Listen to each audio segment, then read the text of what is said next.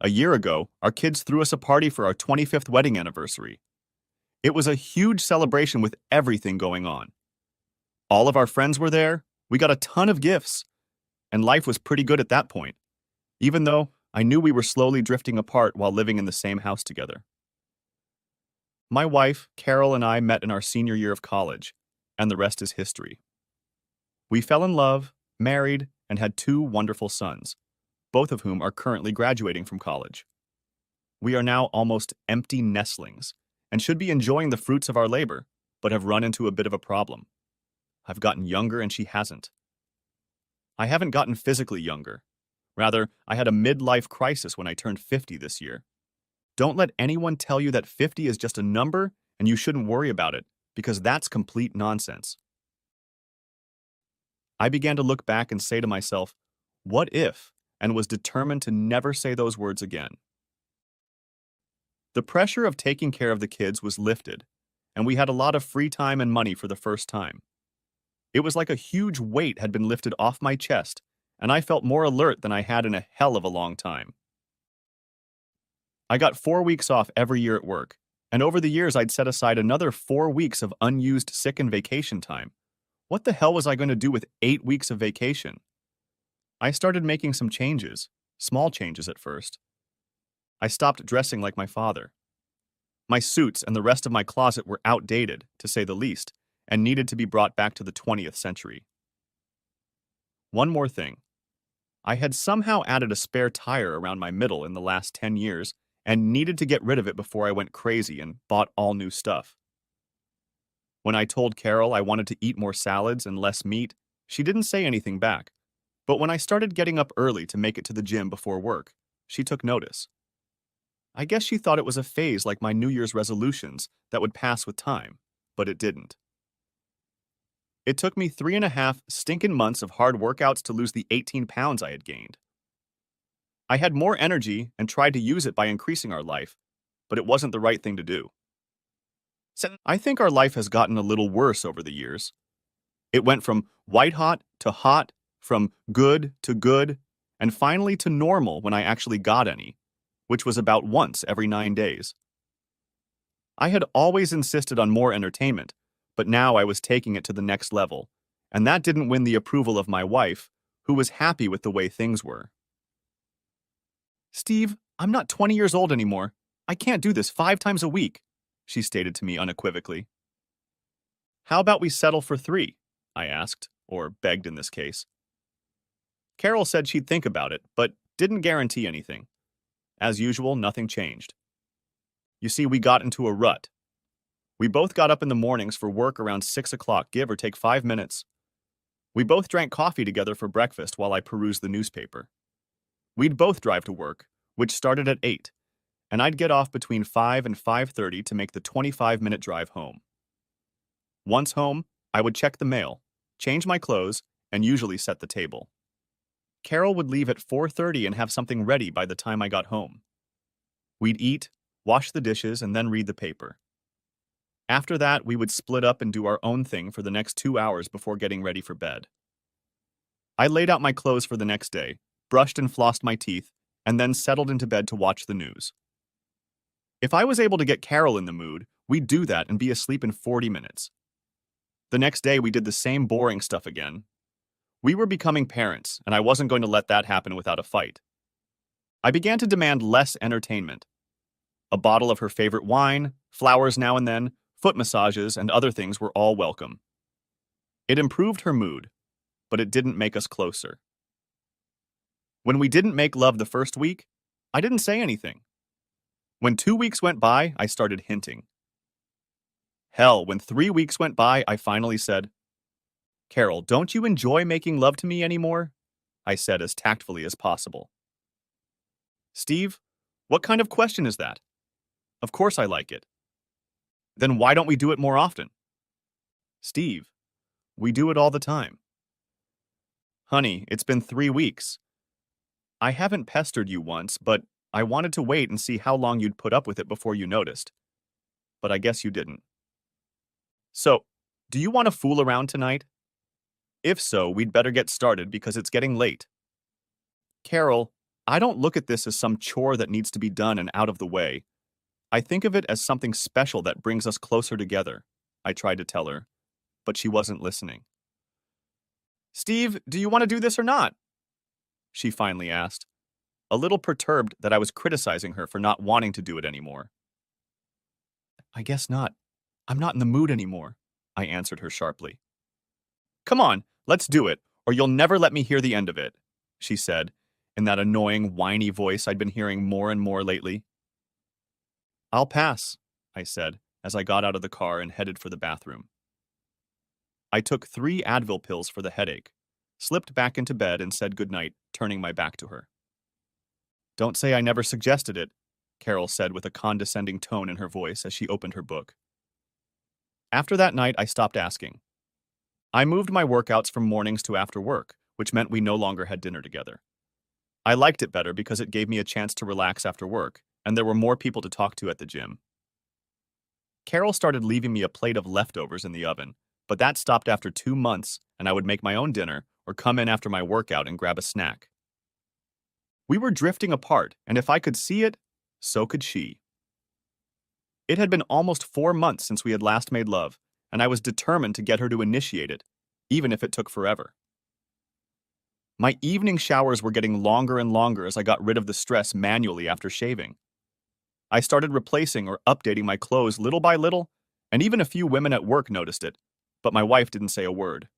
Are you going to stop sulking this year, or should I sign you up for next January? Said Carol, as I turned out the lights in the evening. What? You heard me. You're playing a stupid game and I'm sick of it, she said with a strain in her voice that I'd gotten used to by now. Why don't you explain what game you're talking about? Steve, don't play dumb with me. Just because I don't give you the entertainment of 24/7, you sulk. But it won't work, she was now yelling at me. Carol, you asked me not to pester you anymore. I'm just doing what you asked me to do. You told me you weren't 20 anymore, and you weren't interested anymore, so I was just waiting for you to be in the mood. Don't give me that crap. You're punishing me for not laying eagle on the bed for you every night, but that's not going to work. I can last as long as you, she said smugly. Listen to yourself, Carol. I'll show Steve, but I won't do it with him. Do you hear what you're saying? I asked her. You're the one who started it, not me. No, Carol, I didn't. I wanted to make love to my wife, and you looked at it as just another chore to get out of the way before we went to bed. I decided to wait until you wanted to, rather than being forced to, as you so eloquently put it. Instead, you took it as a challenge to see how long I'd hold out, which is pretty pathetic. I guess I was right a few months ago. You really don't like doing this with me anymore, do you? She only threw me a disapproving look and slipped out the bedroom door. I guess that was the answer to that question. After that night, life got even more tense. Carol now slept in the guest room and even tried to avoid me in the evenings. When I told her that dinner at my company would be in 2 weeks, she just shrugged her shoulders. On Saturday, the day of the dinner, I had just showered and wondered why I didn't hear Carol getting ready. After finishing getting dressed, I went in search of her. Why aren't you ready? We have to leave in half an hour, I said to my wife, who was still dressed in shorts and a casual top. I'm not going. What the hell do you mean you're not going? I asked in a not-so-nice tone. When you start treating me like your wife again, I'll start acting like your wife again. But until then, you're on your own. Come on, Carol, stop talking nonsense and get dressed. I said I'm not going, she said, folding her arms in front of her. Fine, keep playing your goddamn game, I said, as I walked down the stairs and grabbed my keys. I was pissed about a million other things. It was my company's annual dinner, and for the first time I had to go alone, and I wasn't happy. I told everyone that Carol wasn't feeling well, and I decided to have a good time anyway.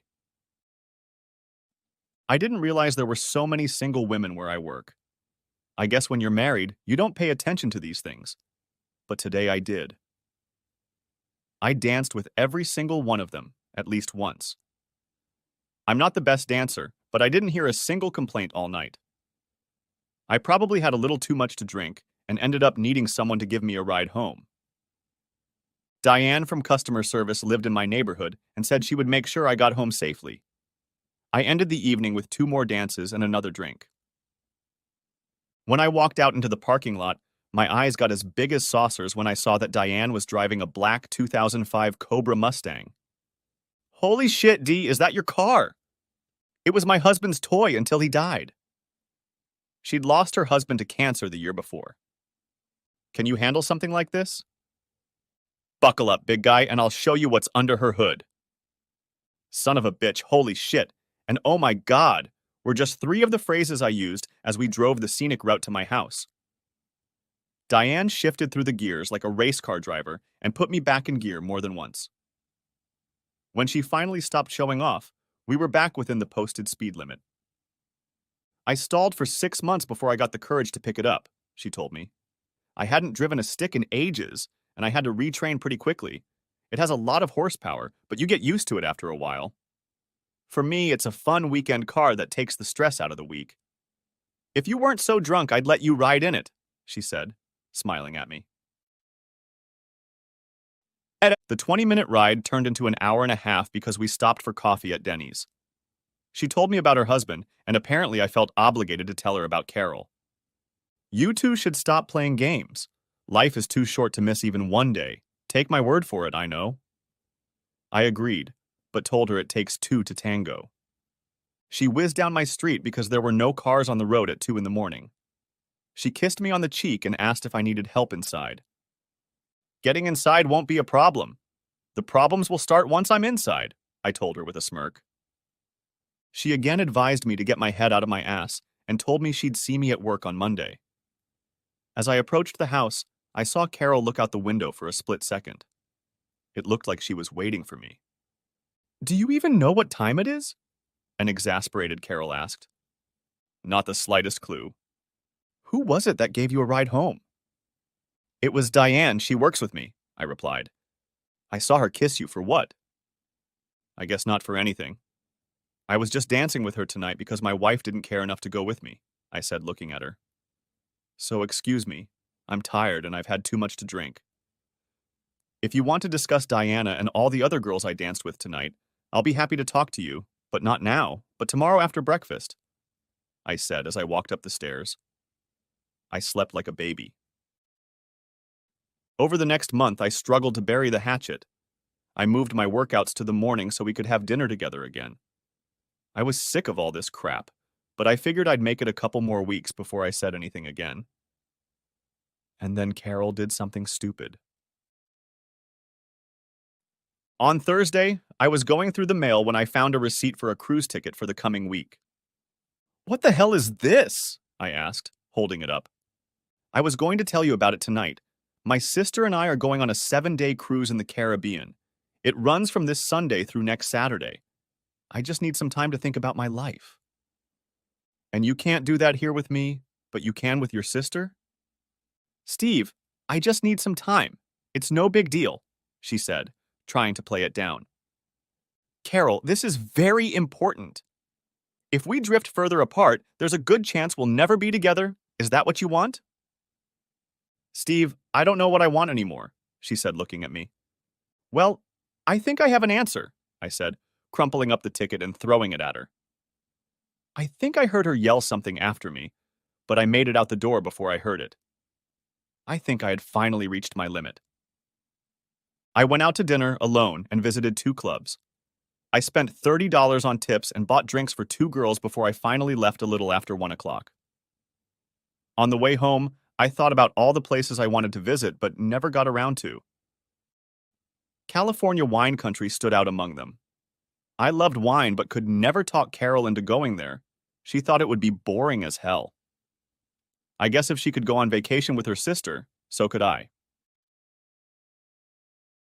When I got home, Carol was already asleep. She'd left me a note saying I was a stubborn jerk for leaving her without giving her a chance to explain herself. I'm the asshole? I said to myself, crumpling up the note and throwing it across the kitchen. Bitch! Ran through my head as I went upstairs and gathered enough clothes to be absent until she left. The Holiday Inn across the street from work was my logical choice since I had about 3 hours of sleep on Thursday night. I told the receptionist that under no circumstances did I want her to transfer a call from my wife, Carol. I turned off my cell phone and decided to hide for the next 72 hours. I did, however, check out the wine country tours. The 10-day tour, including airfare, meals, and transportation, cost me just over $2,500. I booked it for Saturday, when Carol was due back.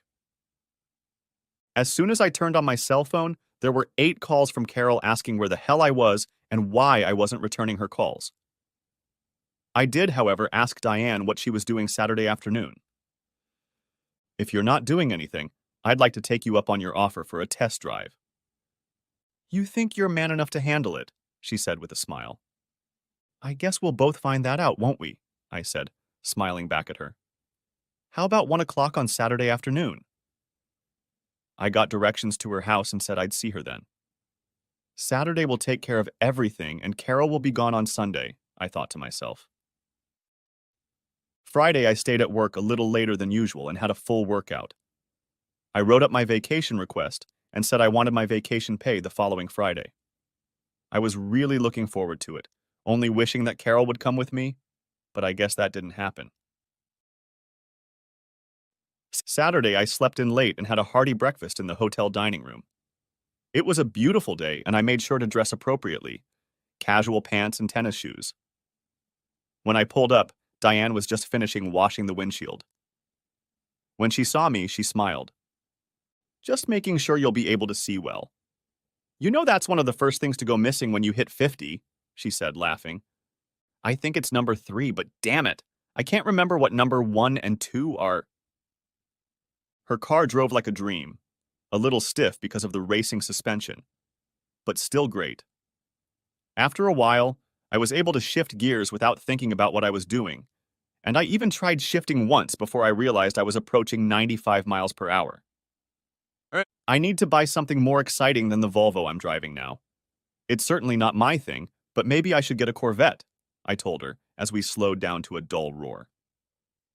Something I could drive to work every day and that wouldn't break the bank. It was already 4 when we filled up the car on the way to her house. Diane, do you have dinner plans? I feel like I owe you more than a tank of gas for your trouble. Don't you have plans with your wife tonight? She asked, looking me over from one side and the other. Not tonight. How about buying me a drink? Since you say so, go ahead. I need a shower, so pick me up around 6 if that's okay with you. 6 o'clock, but dress casual. I know a nice Italian place with great food and a fine wine list. I had 5 more calls from Carol. I listened to each one as they became increasingly irritated. Damn it, Steve, call me! I'm leaving tomorrow and I need to talk to you before I leave, was her last call. I erased it along with all the others. The food was excellent and we shared a bottle of wine. I didn't bring up the subject of Carol, but Diane spoke up. How are things with you and your wife? She asked, sipping her wine. No. She's leaving tomorrow for a 7-day Caribbean cruise with her sister, I told her. I thought you were going to work out your problems. I tried, but she wouldn't talk to me. When I found out about the cruise, I just left. It was pretty stupid, Diana said, without mixing words. She said she needed time away from me to think about us and where we were going. How can you work on us if we don't discuss our problems? Anyway, she's flying to the Caribbean tomorrow, and I'm going on a 10-day wine country tour that starts next Saturday. You guys are still playing tit for tat, and you're both going to lose. If it's over, then it's over, and stop these silly games. But if there's still a chance, you two should grab it instead of going on vacation separately, she said, criticizing what we were doing. Dee, we haven't even slept in the same bed in over 6 months. I think my marriage is on artificial life support, and with her gone, it's just stalled. When I get back, we'll separate and go our separate ways. I still have enough years in reserve to start over, that is, before I'm 95 and stuck in a damn walker. I still think you're both making a mistake. But these are your lives. I brought her to my house a little after 10. She invited me in, saying she was alone because her only daughter had left for college, but I declined. Knowing that if I drank any more I wouldn't be able to drive, she looked too good and I wasn't about to embarrass myself.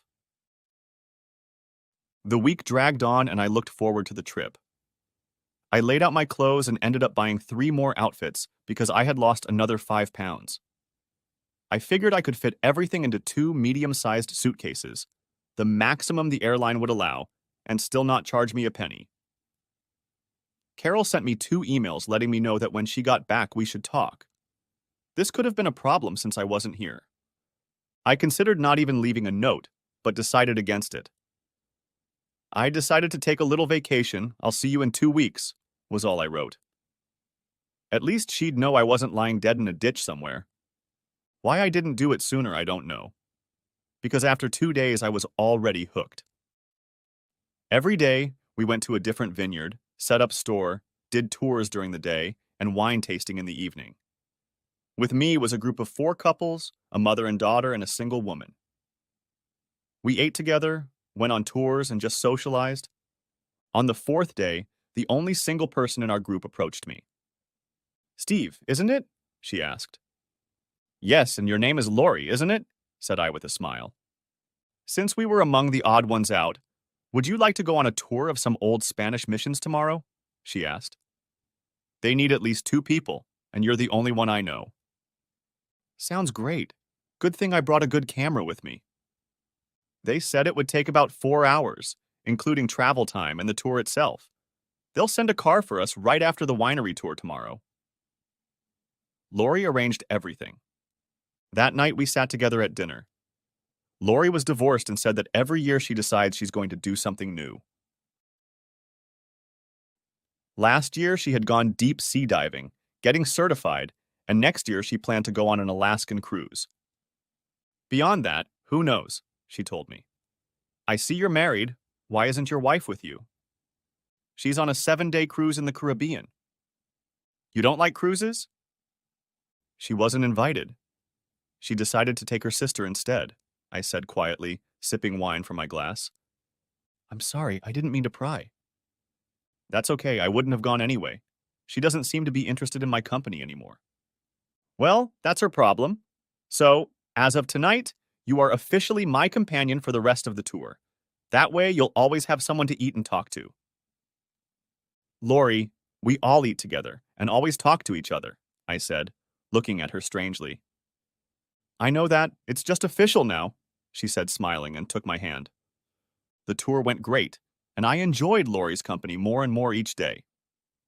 She told me that her ex-husband had traded it in for a newer model. I made him pay dearly for that move. Not only did I get 50% of our assets, but I got a monthly alimony check that I used to pay for all my little adventures. I only wish I'd caught it sooner. I'd love to try mountaineering, but at 45, I'm not about to push my luck. I've always wanted to take a cruise on a windjammer, where there are no frills and you spend your time sailing from island to island. I would have done it a long time ago if it weren't for the fact that my wife gets motion sickness and I was paying for my son's college until this year, I told her. "Don't wait until you're too old to go and enjoy it," she warned me. We talked until almost midnight. Everyone else had already gone to bed when I walked her back to her cabin. She kissed me on the cheek and told me she had a great time and that I was the best date ever. "I bet you say that to every married man you date," I told her. "Not really, because you're the first. If I didn't know your background, we wouldn't have even gone on a date tonight. I'm not a homewrecker, I've been there, so you're lucky. Get some sleep. We have a big day tomorrow," she said, as she hugged me tightly and kissed me. I made my way back to my cabin with difficulty and made it proper. Before I went to sleep, I turned on my cell phone, and strangely enough, I had 9 messages from Carol.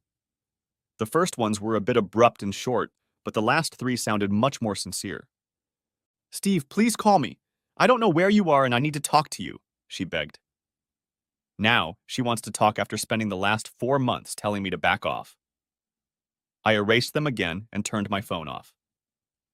After 2 more days on the road, we stopped at the most beautiful winery imaginable. It was built on top of a hill overlooking a lush valley. The windows faced west, so in the evening when we did our wine tasting, the sun would set over the horizon and take your breath away. I snapped a few pictures and even took a picture of Lori against the sunset. I was having the time of my life. The rooms at the wineries were small cabins with the essentials. They had a shower, a bedroom, and a small living room. One by one, the couples retired to their cabins until it was just Lori and I. This is the life. I could do this on a full-time basis. Taking tours to all the wineries in California and maybe go to Italy and then Germany, I said dreamily out loud. And in 2 years, they'll have to move you with a forklift after you gain a couple 100 pounds, she said with a laugh. Between the wine, cheese, and the copious meals we ate nonstop, I think I gained 5 pounds, she said, rubbing her belly. You're not fat, you look good, I replied. Flattery will get you anywhere, she said, finishing her glass of wine. Let's go for a walk, she said, grabbing the last bottle of wine. The path was lit by torches, and we strolled casually through the winery itself. I wasn't drunk, but I wasn't completely sober either. When she stopped and drew my lips to hers, I didn't resist or pull away, but kissed her back. She dropped the wine bottle and we wrapped our arms around each other, exchanging saliva and stuff. I woke up next to her. How long have you been awake? About an hour. We better get going. Our bus will be here by 9 to take us to the next stop, she said. Are you coming? I went back to the cabin, grabbed my luggage, tossed it into the bottom of the bus, and went in search of Lori. The hour ride flew by in the blink of an eye as we chatted about nothing and everything. It was our last wine, and I wasn't excited at all. We had another day and a half to go, and we made the most of it. As with all wineries, I bought a case of bottles I liked and sent them all home. I made a note to buy a wine fridge as soon as I got home. That last night, we walked hand in hand to dinner as we all felt sorry that our journey was coming to an end. We made a total of 6 toasts that last night, exchanging addresses and emails. Dinner was amazing as usual, and one by one, everyone went to bed. I walked Lori to her quarters and told her I had to pack tonight. I'll miss you, we both said at the same time and laughed out loud. It took me about 20 minutes to get everything packed. I found my airline tickets and parking pass, making sure I knew where everything was. I washed my face and was just getting under the covers when I heard a knock on the door. I looked out the window and opened the door. I couldn't sleep. Steve, here's my email address and cell phone number. Whatever happens, let's keep in touch, she said, as she touched my face with her hand. At the airport, Lori headed to Southwest Airlines and I headed to Delta. I gave her one last wave as we both came back to reality. I had a lot to think about on the return flight. I figured I'd probably be back at 1:30 and be at the house no later than 3 o'clock. That gave me about an hour and a half before Carol got home from work. After getting my things and picking up my car, I hit the road. I called my secretary, Jill, to check if I was expecting any fires tomorrow. Steve, everything went pretty smoothly. Since you did 90% of what needed to be done before you left, I just sat on my ass all week doing my nails, Jill said with a laugh. However, Diane wanted to talk to you if you call. Let me switch you to her phone. Customer service, Diana, how can I help you? She answered the call. You can let me drive your car again, I said in my normal voice. Steve, why the hell didn't you tell me you were going to California wine country? I would have gone with you. Diane, you know the house would fall apart if we both left at the same time, I said, trying to sound serious. And besides, you'd probably want to play maid with me, and I wouldn't have any fun at all. You better not be having fun if you know what I mean, she said, now a little annoyed. Don't worry. I've been a good boy. What did you even need to talk to me about? I had an unexpected visitor waiting for me Tuesday morning, your wife. She wanted to know if I knew where the hell you were. When I said I didn't, she asked if I'd slept with you. Can you imagine? She asked.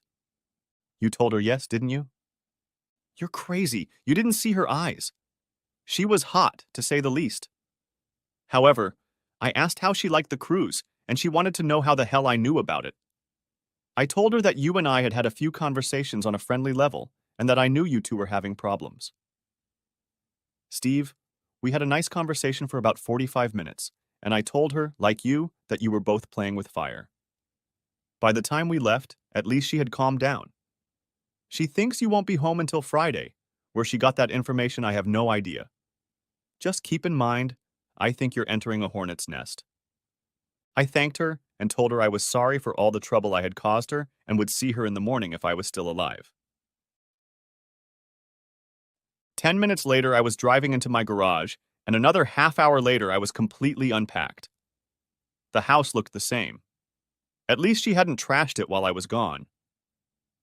I was just finishing my second beer and going through the mail when I heard the garage door open. Damn, and here I was hoping it would be at least another half hour before she got home. Carol flew into the kitchen. Where the hell have you been? Why didn't you tell me you were leaving in tow? Where have you been? Were just 3 of the questions I memorized as she continued to talk nonstop for 5 minutes. In wine country in California, and since you decided to take a vacation, so did I. Steve, at least I told you where I was going. She brushed it off. Carol, if something happened, how would I contact you? If I needed to talk to you while you were on board, would I be able to reach you on your cell phone? I asked. You know our data plan doesn't include the Caribbean. That's why I turned off my cell phone when I left. How does it feel to be left in the dark? I asked, looking at a nervous Carol. Well, at least now you're home and we can talk and stop all these silly games. Are you hungry? Do you want to go get something to eat or bring something with you? How was your cruise? Did you have any luck? I asked, purposely trying to draw her out. I know your sister probably had fun every night, but what about you? Steve, that's a hell of a question for your wife to ask. Do you think I went on the cruise to cheat on you? I have no idea why you went on the cruise. Remember, you wouldn't talk to me about it. Hell, you could have had a threesome every night for all I know. By the way, are those island guys as badass as I've heard they are? If you're going to act the same way, I guess I won't be talking to you today.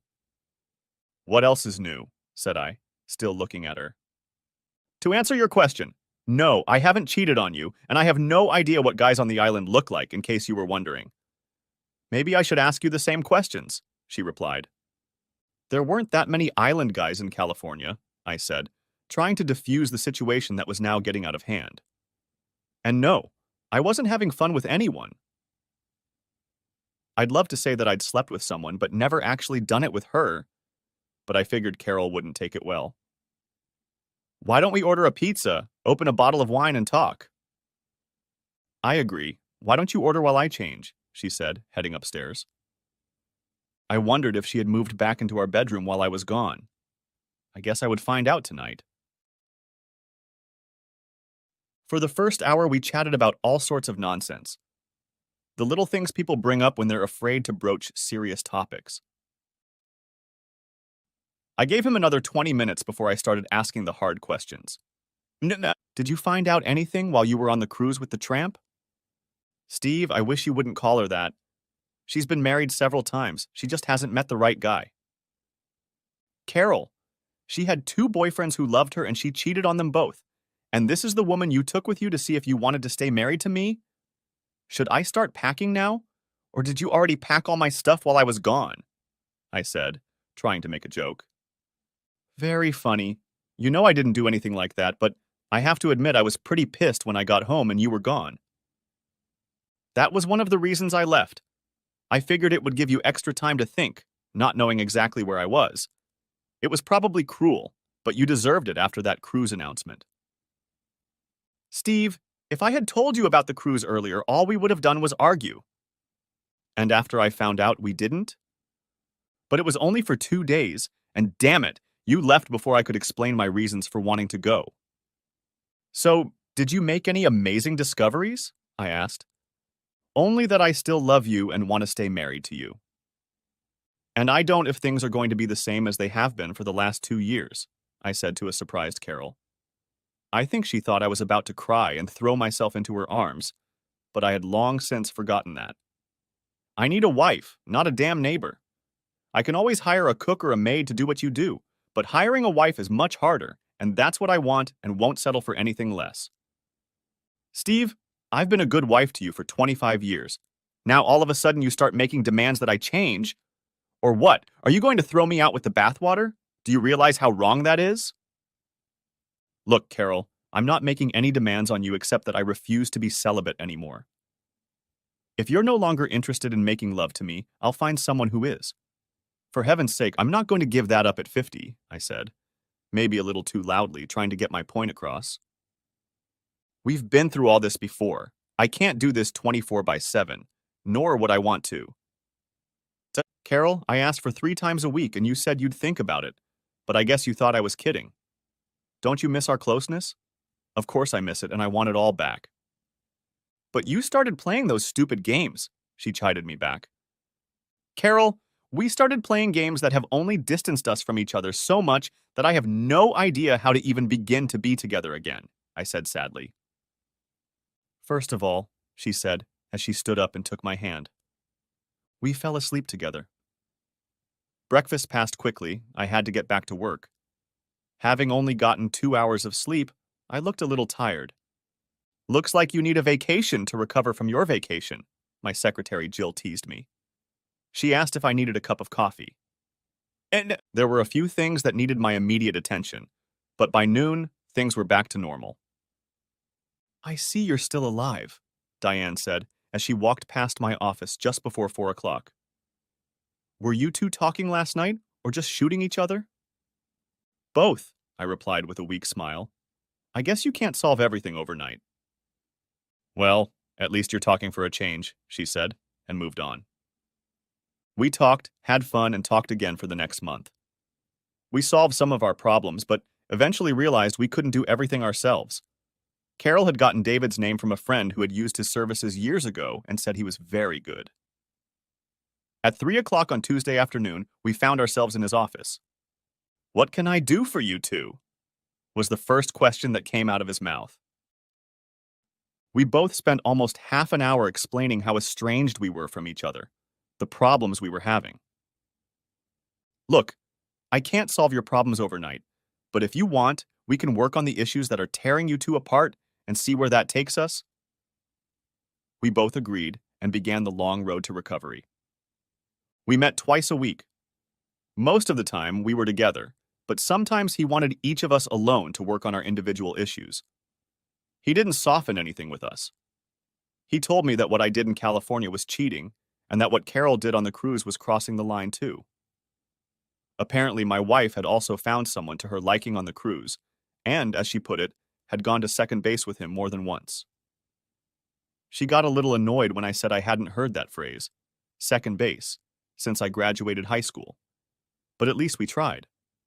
When he asked us what we saw ourselves as a year from now and 5 years from now, we both had no idea, but it got us thinking. When he asked us how much entertainment was too little and how much was too much, we were on opposite ends of the spectrum. For me, once a week was too little, and for Carol, 3 times a week was too much, but we kept going. It was almost 5 months before we had our first real breakthrough, and another month before we solved the last 2 problems. David was pleased with our results, and for the first time in a long time, Carol and I were happy. Steve, when I got your letter about wanting to go on this cruise, I was doing backflips, Lori told me, standing on the deck looking out at the water. But when you said you were taking your wife along, it dampened my enthusiasm somewhat, she said as she held my hand. I told her I wanted to go alone, but she refused after I had to tell her about our last trip together, I said with a smile. She said something about not sharing my bed this time. Well, if she accidentally falls overboard, I'm telling you in advance that it's not my fault, she said, kissing my cheek. Steve, I can't leave you alone for a minute. I heard my wife's voice come up behind me and kiss me on the lips. And you must be Lori, she said, holding out her hand. I've heard a lot about you, and you're so beautiful, just like Steve said, she said, looking me over. You know what a flatterer he is, Lori replied. Not really, but he better start learning if he knows what's good for him, she said with a smile. Well, shall we go to dinner? I'm so glad you were able to move to our table because I still have a few more questions about the wine country tour that I need to talk to you about, she said. And they both laughed, looking at me as I blushed even more. I was dead meat, and I knew it. The table in our dining room was set for 10 people, and by the time the waiter brought the drinks, everyone was seated. There were 4 couples, including us, and one cute young guy who sat next to Lori. I nudged her with my elbow and gave her a thumbs up when she slapped my arm. The couples all introduced themselves to each other, giving their names and where they lived. I introduced us as Steve and Diane Moore from the sunny state of Florida, and looked at Lori, whose turn it was next. That's right, my wife Diane, not Carol. You see, we finally solved our problems with David's help, but not in the way we had planned. It seemed that we were both on different pages of our lives. Carol was at the point where she wanted to relax and let life take its course as long as it didn't interfere with her casual lifestyle. She was starting to enjoy her freedom and didn't want anyone dictating to her what she could or couldn't do, including me. We talked about where we wanted to be a year from now and 5 years from now and discovered we were not on the same planet. We broke up, and now we are better friends than we were together. Carol and I sold our house and split everything in half. We used the same lawyer, and within 3 months it was all over, and we were both much happier. She wanted to do it again for old time's sake, but I told her that while I would have loved to do it, I was in a relationship, and I couldn't cheat on Diane any more than I could cheat on her. You see, a week after our last session, I showed up on Diane's doorstep. We talked, went out to dinner, but she told me there was no way in hell she was going to get involved with someone from work. I solved that problem by buying out my 8 weeks of vacation, cashing in my 401k, and buying a thriving travel agency. We started dating the very next day, and I got an apartment close to work and rented it on a month-to-month basis, but after 3 months I moved in with Diane. After her husband died, she dated 2 guys, but both failed to live up to her expectations. I think her husband was much better than just good in bed. After our 3rd date, with her driving her car instead of me, we stopped in front of her house. Steve, I'm not Carol, and I never will be. I don't like games, and if you have a damn problem with me, I expect you to tell me about it so we get it straight. You both messed up your marriage, and if we want to move on, I will not tolerate what you both did. I expect you to be honest, faithful, and to put my needs first, and I will do the same for you. So if you can't handle that, there's no point in wasting your time on something that doesn't have the slightest chance of success. Okay, Diana, tell me how you really feel. Don't beat around the bush, tell me straight, I can handle it, I said, with a goofy grin on my face as I grabbed and kissed her. Next thing you know... That was nice, I said. Pleasant? Pleasant? She interjected. I didn't rock your world? I thought you were going to say something like it was goddamn great, better than anything else in the world, she said, leaning on her elbow and looking at me. Baby, it doesn't matter if you knock my eyes out and leave me blind. All that matters is that we're together, I told her. At 2 months, she wanted to make sure we had an exclusive relationship. At 3 months, I moved in with her, and at 6 months, we were married in a small ceremony among friends and family. Her daughter was a bridesmaid, and with my sons, I had 2 best men. In passing, she asked if I wanted to invite my ex, but I told her it was our day, and although we remained on good terms, Carol was my past, and she was my future. All she replied was, "Good answer." Since we never had the opportunity to take a formal vacation, I arranged a cruise for the 2 of us. I emailed Lori and asked if she was interested, and she immediately replied, yes. Eventually, I told Lori that I would take my wife, my new wife, and although she was a little disappointed, she still wanted to see the 2 of us. I just need to meet the woman who grabbed your ass so soon after you became available. We had a great time. Lori never picked up a young guy at our table, but she did mention a certain man in Denver that she really liked. He's nice and all, but he wants to make an honest woman out of me, and I don't know if I'm ready for that yet. Let me give you some advice, Diana said, leaning over to Lori and whispering to her. If he's worth it, grab him as soon as you can. If not, he might not be available when you're ready, she said, grabbing my leg. So if you'll excuse us, I want to try that new way you told me about. I can't promise it won't accidentally slip in, though, she said with a wide smile as we walked hand in hand back to our quarters. The end. Thanks for watching. I hope you enjoyed it, so subscribe to my channel and watch the next video.